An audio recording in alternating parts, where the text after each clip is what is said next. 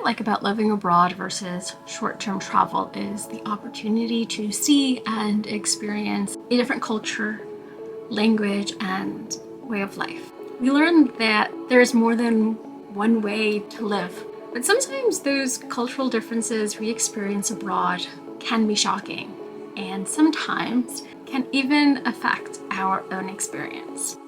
Hey there, my name is Ashely and I share all things navigating life abroad. If you're new here, I have lived abroad before in Chile and recently in Barcelona. You can check out my last video which talks about the things that you should know before moving to Barcelona if that's something you are planning to do in the near future. But today's video is all about the cultural differences between Barcelona and I'm saying the US as a whole, but that's really generalization. I am a big believer that depending on your upbringing, your life experiences, the way you experience something in a different country, a different city, even within your own country, vary depending on all those experiences. This list that I'm about to share with you are all based on my experience. And like I mentioned in my last video, our life experiences, our upbringing really affect the experiences that we have and how we view things in life. I just want to say that my goal with this video isn't to offend anybody. It's not to point at something and say this is wrong or this is right. These are just the differences that I noticed during my time in Spain. And with that being said, I am looking at it through a lens and I lived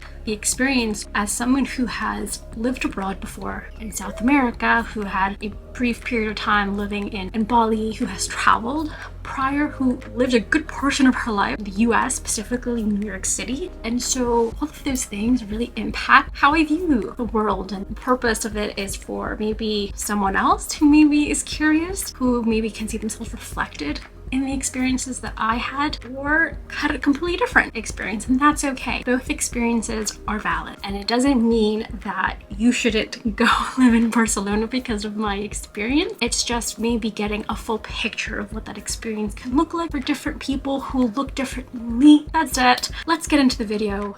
The first thing I wanted to discuss, and if you actually have watched my Chilean video, I call these like the sister videos. The idea is inspired by a previous video that I've made from my time living abroad in Chile. And if you have seen that one before or want to check it out before watching this one or after, you'll see that some things are actually similar and other things are different. But this one here is one that I actually mentioned in that video as well, which is meal times. So in Barcelona, they eat a lot later than is typical for the US, I would say. In the US, it's anywhere between like 5 and 8 o'clock would be dinner time. And you don't really normally typically eat past 8, past 9, like that's very late. And in Barcelona, meal times were a lot later. Dinner was typically eaten around 9 p.m. or after, and the heaviness of the meal was also different. So in the US, typically dinner time is the heaviest meal that we have. Lunch is a lighter meal, usually because a lot of people are working and things like that. The whole, hustle and grind culture. And then you get home and you eat dinner with your family or you have plans or whatever the case may be. And that meal is usually the heavier meal. In Barcelona, the heavier meal is lunch, and then that lighter meal would be at dinner time. And this is if you're coming from like someone like me, my lunch is lighter, my dinner's heavier, but I don't like to eat past a certain time.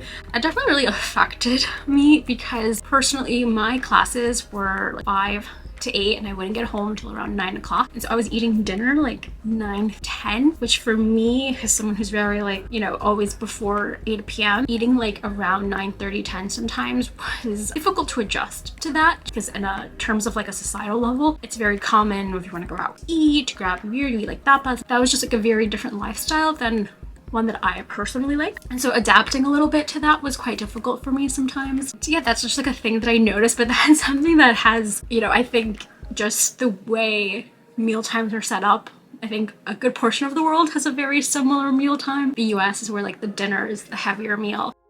The second one is customer service. In the US, there's always like this mentality, there's always this thing, if anyone has worked in any customer service oriented industry, always like this phrase, this saying that the customer is always right. I've been a server before, you know how annoying that phrase is, but that is the mentality that companies in the food industry and certain industries really run by, pleasing the customer, whether they're wrong, whether they're right, whatever the case may be. You have to have this like really friendly attitude and upbeat and smile through whatever they say to you, and you really can't talk back. And no matter how maybe rude they are to you, and they can be very rude, you always have to have a smile on your face and be unbothered by the whole thing. And in Barcelona, again, I don't want to generalize because that's not fair, but what I will say is that it happened enough times for me to notice, I think, that is that this concept of like the customer's always right. I'm not saying that like I'm this American, for lack of a better term, like wanting to be right, but like even in small ways, I found that if something was wrong with my order, it was like my fault no matter what. And not only like in that sense, but also in the tone. Sometimes it felt like when you were going to eat that it was this rush, but in a sense of you're kind of bothering me. There's like a tone of saying it, a way of doing it. And sometimes I found that like very culturally different in that sense when I mean customer service. The next I want to talk about is language. Again, this is one that I also talked about in my Chilean video. And this one is always one that is quite fascinating and interesting, honestly. It's not like a whole shocking thing, but it definitely is an interesting one to observe. I have lived in Chile, and if you watch that video, you know all about the Chilenismos. And I lived in Chile, like, you know, there is a certain way of saying things and communicating that's not like textbook way of learning Spanish. Everyone has their own way of communicating, of expressing something differently. And Barcelona is no exception. Sometimes like words that I in South America maybe would mean something really vulgar would be totally like normal and slang or just a way of communicating in Barcelona and vice versa. And so that was always really, really interesting. Just like the little, you know, nuances of the language, and then adding Catalan, having like that part of Catalan being infused with the Spanish, and a Spanish that is very different from the one that I grew up speaking and then learned in Chile was, you know, very shocking in the beginning because it was complicated sometimes to understand. And so it's like a very beautiful infusion of languages, but that language aspect you have to learn in a way almost a different language, if you will, or set of rules from the language that you're accustomed to in a way of saying things. You can say something one way, but you say it differently here to get your point across. And that can be a challenge depending on the setting or the environment, whether you're studying or working on a group project or working,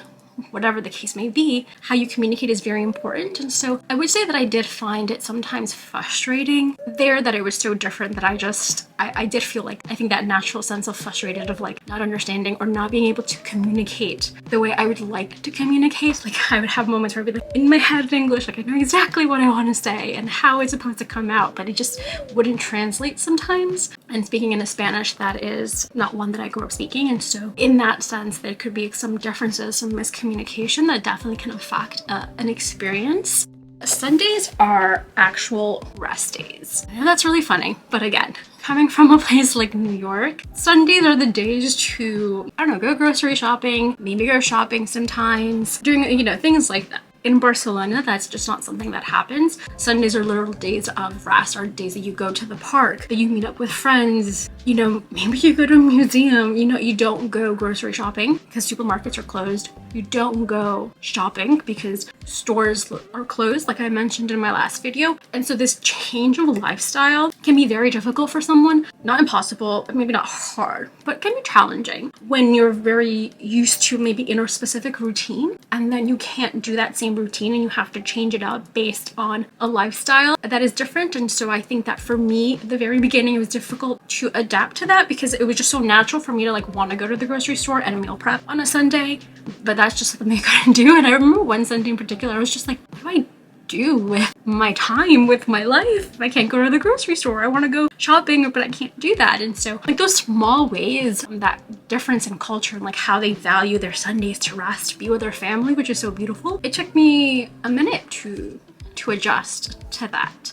And then kind of picking back off, it leads me into number 5, which is, from my experience, like there could be, but I did not see any. There are no markets or ferias, as they say in Chile. When I lived in Chile, a big part of like Sunday was the feria. You go to the feria on Sunday, you get your eggs, you get your vegetables, your things like that. And the feria is, you know, outside, like they block off these streets and you go to this area in your neighborhood to go shopping. Apart from a grocery store supermarket. You know, here in the US we have supermarkets, but they're also like farmers markets that you can go, and it's the same concept. In my neighborhood on Saturdays, there's a farmers market where you can buy fresh bread, produce, locally sourced things. In Barcelona, there were no farmers markets or ferias or markets that were outdoors, and then supermarkets were closed. That kind of aspect of my life was different. I don't really know why they don't have markets. If anyone knows, please let me know. Like, I have no idea. There is a market, it's called Mercado de la Boqueria, that's in Las Ramblas in Plaza Catalunya, but that one is more of like a tourist kind of attraction, if you will. No, it's not just that, but there's like a lot of tourists. It's like a thing to do when you're in Barcelona. So like, I took my family there, my friends there when they went to go visit me, and you can, like, there are some stalls that have like fresh food, but it's like candy or like juices, or you can buy food to eat, and that's like an outdoor market kind of, but it's still, the concept is very different than like a farmer's market or a market where you buy like your fruits and vegetables for the week. But that's like a difference that I noticed, that you're highly dependent on grocery stores to do your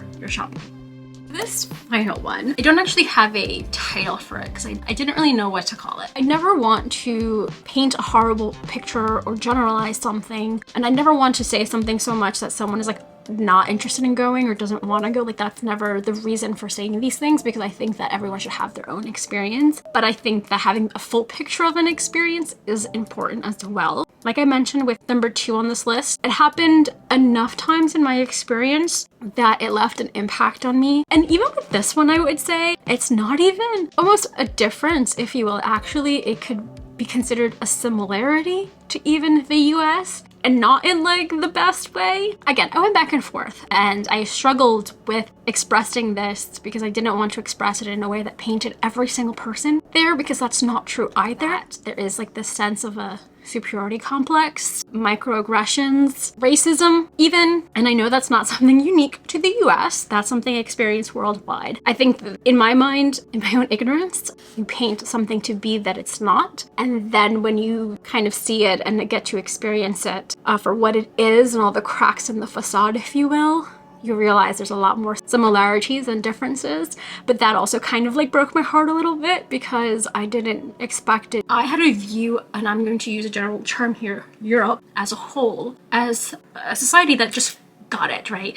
Here in the US particularly, we compare so much to Europe, to Spain. I'm using these terms generally for this particular point, where we look at it and we think that's what we want to be, like, that's it. They have it down, right? The work-life balance, education, healthcare, and so many aspects of that is so true. Like, I'm not negating that. But that's like one part to a whole thing. And I think that this part that I'm going to talk about is something that isn't maybe experienced if you go to visit to Barcelona, you know, for a couple of days, for a week, maybe 2 weeks. I think that when you're living there up close and personal, I think you start seeing a bit of the facade of certain things fall apart. And those facades could be things that you made up in your own mind, actually, like I did. And for me, it came like a little bit harder because if you've seen any of my videos, I talk about like how Spain was always my dream. I went to Madrid when I was 17, and I knew that I wanted to live in Spain at some point in my life, and I just happened to live in Barcelona. The process of getting there was, you know, complicated. I've mentioned that. But then for it to be like, okay, I'm living my dream, like I'm doing the thing. And then for the experience to sometimes leave negative feelings towards certain things that would happen or experiences was kind of heartbreaking for me a little bit, because I didn't think that this would be the experience I would have in that sense. So I am a first generation. I am a Latina. My mom is from Colombia, my dad's from Ecuador, and in terms of identity, I am very proud Latina. It took me a hot minute to get to that pride. And I grew up in the States, in New York, where sometimes that diversity, that richness of who I am and how I look wasn't always accepted, wasn't always welcome in a country that I was born in, a country that is technically like mine, where I'm from. And living in Barcelona and studying there sometimes brought back those feelings of like, this Latinos in general aren't always welcomed in certain parts of the world, and not in like a very obvious way, but in very small, discreet comments, phrases, actions that make you feel like, well, maybe you really don't value this richness or as open as you would think. And so to have a society that values education, that values health, all of these things, to then talk in a way that is so negatively about other cultures and other types of people, speaking on stereotypes as well, playing off of those things, was heartbreaking for me. There is that bit of racism, that ignorance, those microaggressions that were experienced in certain contexts that were disappointing. Particularly when I speak on my master's program. You know, it's a program that had to do with travel. And this goes to show that just because you travel doesn't always mean you have an open mind. To talk about certain groups of people in such a way that was alarming, or to talk about history. You know, here in the US, there's like a big movement, and we're not perfect in the US by no means. Believe me, I know my own country, but I wasn't super prepared, I think, for certain things. Like, you know, when we were working on our projects and things like that, comments of like, haven't we Latinized enough our project, or talking how like the Spanish from Spain is the most neutral Spanish when they're the only country who conjugates the verbs the way they do, or at least for the most part, and having this mindset of like they're kind of the center of certain things was complicated and quite frustrating for me at times. That's like the Latina part of me. And then also, for the lack of a better word, the American aspect to me. I am